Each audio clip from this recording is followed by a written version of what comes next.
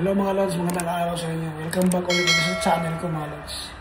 Nandito ako sa pinagtatrabuhan ko ngayon. Nandito kami sa Seoul kasi may inayos kami na bahay. Itong bahay na to. Ang ginagawa namin dito mga lods is kumbaga renovation sa buong bahay na to. Yan. Itong bahay na to is 3 bedroom siya mga lods. May kasama ka sa taas. Ito yung inaayos namin ngayon. Dalawa lang kami nag-ayos nito. After namin lagyan ng patching, lahat ng mga butas ng wall, pipinturahan din yan. Talagang brand new siya kapag pag i-endorse na dun sa kung sino yung magre-renta dito. Ganito ang trabaho namin dito mga lods.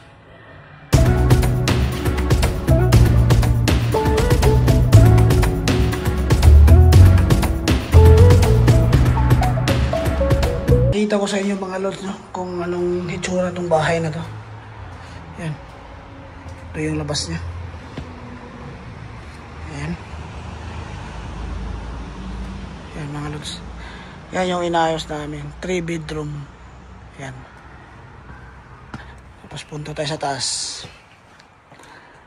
Itong bahay na to mga lods is kumbaga sa company to, housing sa company. Lahat ng re-renta rito dadaan sa company namin. Napakababala ng renta dito mga lods. 3 bedroom siya.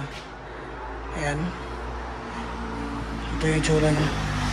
Nilagyan na namin lahat ng patching, yung wall. Tapos yung carpet tinanggal pati. Ayan. Ayan. Talagang full renovation to mga lods.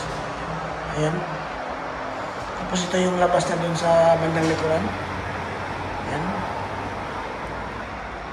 Diba? Yan.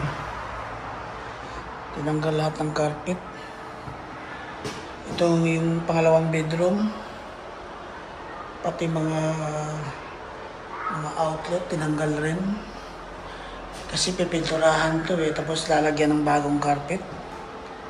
Yan mga lods.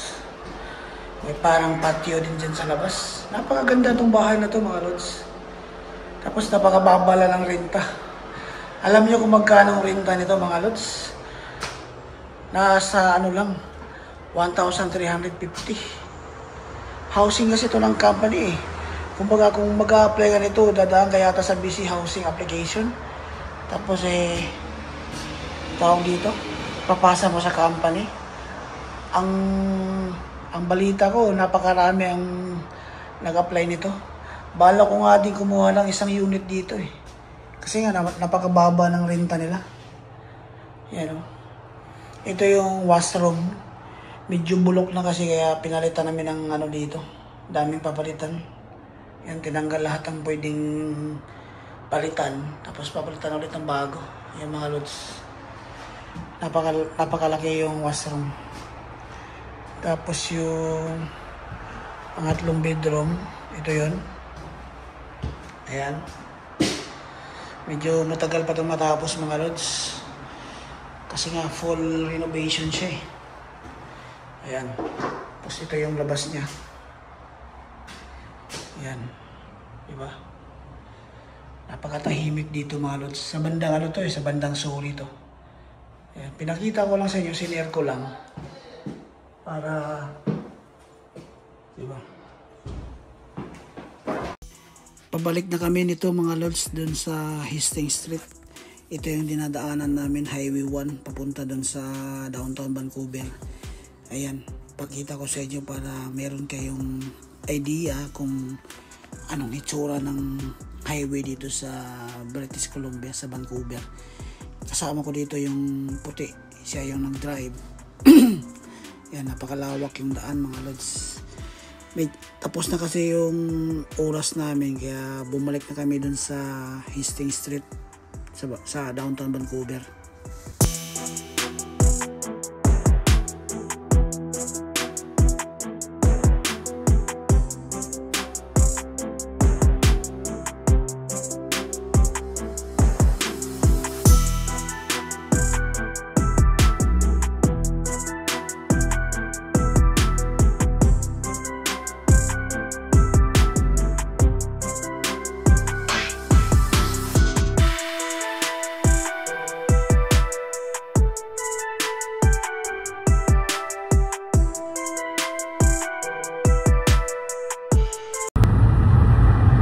na tayo mga lods.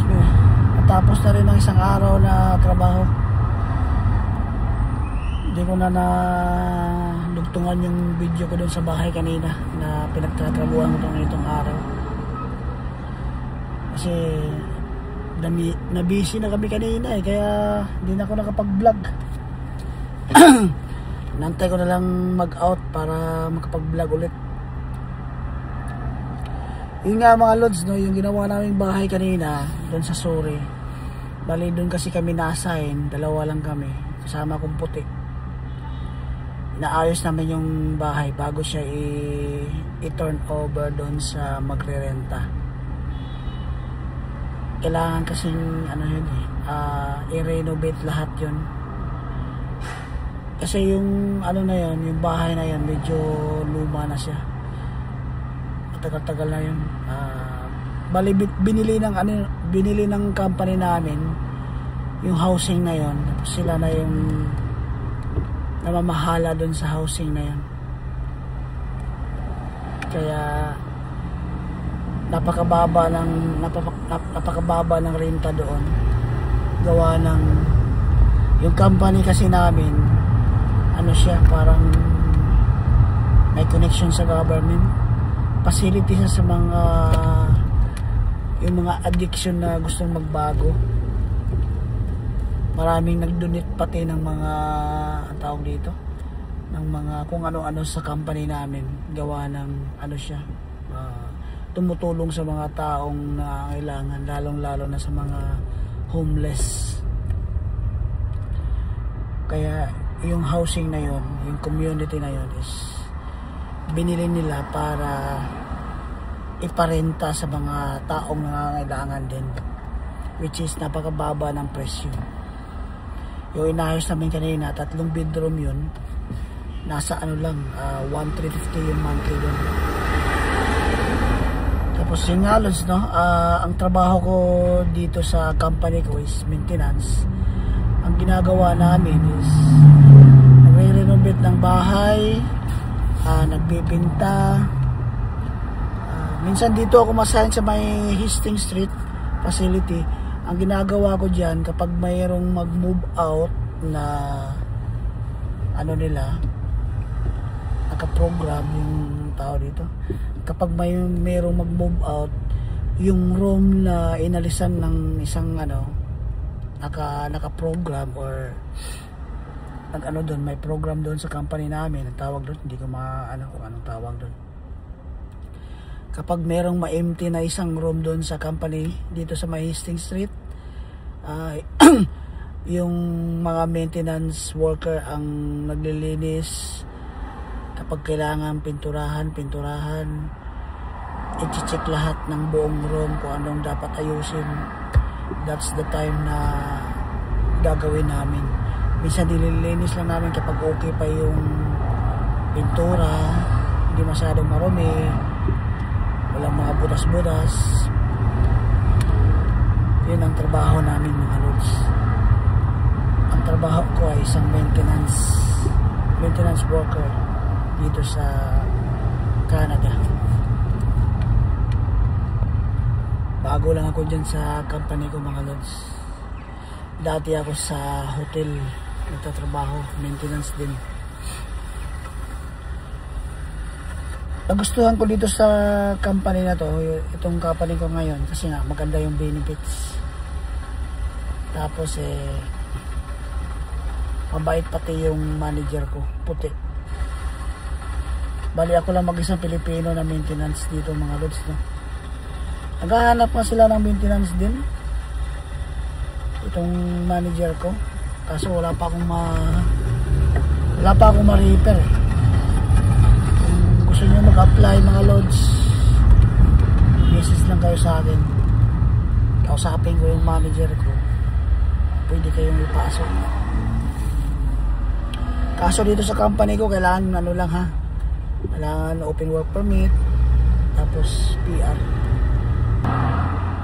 Thursday dito ngayon mga lods, Friday na naman bukas, tapos D-off na naman na Sabado Linggo. Dito sa Canada mga lods, no, 2 araw ang D-off. Yun yung maganda rito kasi 2 araw ang off. Diyan sa company namin kapag holiday walang trabaho. For example, holiday Monday, 3 araw off mo, pero yung holiday mo with pay. Ganito dito sa Canada mga lods. Napakaganda ng benefits.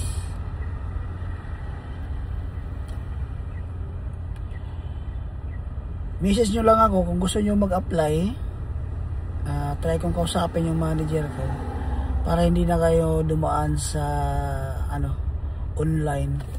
Kumbaga na lang, direct to sa manager ko para mabilis. Kasi kung sa online ka, minsan hindi ka re-reply yan eh. Kaya yun ang problema sa online. Mas maganda sa actual walk-in. Sigurado makakausap mo yung manager na gusto mong apply. Itong company ko kasi mga lods, marami siyang branches. Meron sa US, meron sa Surrey, meron pati sa Mission, Langley, Victoria. Dito lang banda sa British Columbia. Kaya minsan doon kami ma-assign sa Mission, Langley. Pero sa Surrey palagi talaga yan. Siguro sa isang linggo doon ako ma-assign mga 2 beses, 3 beses ganun. Kung may kailangan ayusin dito sa may Hastings Street, doon naman ako ma-assign. Ganun lang ang trabaho mga lods. Pasok ng alas 7 ng umaga, tapos mag-out ka ng alas 3. Break time ko ay 30 minutes sa lunch time, tapos may 15 minutes sa umaga at saka sa hapon.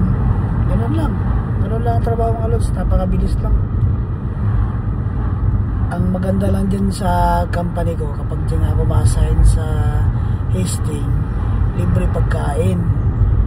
Kasi sila dyan, nagluluto sila ng mga pagkain sa mga homeless. Sa umaga nga dyan sa company namin, maraming pumipila ng mga homeless. Binibigyan nila ng kape, lahat yan. Yung mga natutulog dyan sa may Hastings, pumipila dun sa company namin tuwing umaga. Mga alas 6 ng umaga pumipila yan banda sa may tawag nilang Cornerstone, parang cafeteria. Doon pumipila yung mga tao. Libreng kape, libreng almusal. Tapos sa tanghali, mga bandang alas 11 rin, may libreng rin sila, lunch. May libreng pagkain din yung mga homeless. Pero hindi lahat ng homeless mapupunta doon eh. Parang yung iba, parang nahihiya na hindi mo maintindihan. Pero halos lahat ng mga matatanda pumupunta doon. Kahit nga hindi sa homeless, ang nakikita ko doon yung mga Chinese na matanda, pumipila doon, kumakain, tapos nagdadala ng pagkain pati, nilalagay sa pack lunch. Ganun ka ganda yung company namin mga lods. Siya, parang tumutulong sa community dito sa Vancouver, lalong lalo na yung mga nag-a-addiction. Kasi yan ay parang rehabilitation. Binabago nila yung mga tao. Napakabait pati ng mga nagtatrabaho dito sa company namin. Patulungin sila. Minsan nga merong hinimatay na homeless dyan mismo sa tapat ng building namin. Tinulungan agad nila eh. Tumawag agad ang ambulansya kung anong nangyari dun sa homeless na yun. Dyan yung Lapu-Lapu Festival na nangyari, Lods. Yung na yun, papasok na yun, yung street na yan. Fraser Street to dito eh. Malapit na tayo sa bahay mga Lods. Medyo matraffic kasi dito sa may Fraser Street, kaya tagal-tagal tayong makarating sa bahay. Bali alas 4 na dito ng hapon. Yung out ko alas 3. Alas 4 na, hindi pa ako nakarating ng bahay. Galing pa kasi kaming sorry. Kaya medyo mababa ang biyahe. Ayos lang. Enjoy mo lang. Ganun lang dito sa Canada mga lods. Pasok ka sa umaga. Pag out mo, uwi ka ng bahay. Pahinga. Tulog ulit. Kinabukasan, gising na naman para magtrabaho. Ganun lang ang daily routine dito mga lods. Nakakainip minsan pero wala kang magagawa. Kailangan kumayod. Dapat tulungan mo na lang sarili mo kung paano ka ma-enjoy. Nag-i-enjoy naman ako mga lods kasi kasama ko yung pamilya ko eh. Hindi gaya dati yung nasa pa ako, Saudi Arabia, na ako lang mag-isa. Dito walang problema, hindi ka ma-homesick kasi kasama ko yung pamilya ko. Una akong nakarating dito sa Canada, tapos sumunod sila mag-ina. Kaya hindi na malungkot mga lods kasi kasama ko yung pamilya ko. Yun ang pinaka-importante. Kaya laban lang sa buhay. Dapat magdasal palagi para maraming blessings na darating. Ganun lang mga lods ang buhay. Dito na tayo sa bahay. I-park lang natin ang maayos yung sasakyan.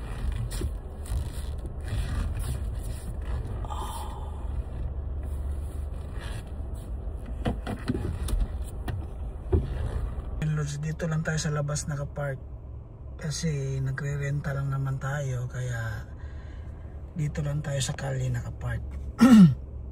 Napakaganda ng panahon ngayon, no? Malamig sa umaga, tapos pagdating ng hapon mainit. Ayan.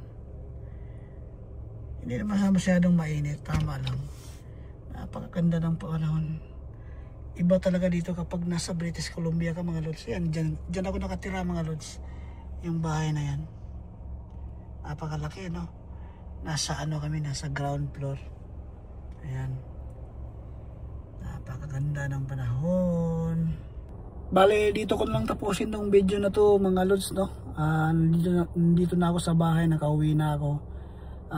Yun nga, don't forget to subscribe, like, share, and comment sa video na to para sa susunod na upload natin is updated kayo. Paki-click na rin ang notification bell para yun nga, updated kayo sa mga video na i-upload ko dito sa YouTube. Maraming salamat and God bless everyone. Bye for now.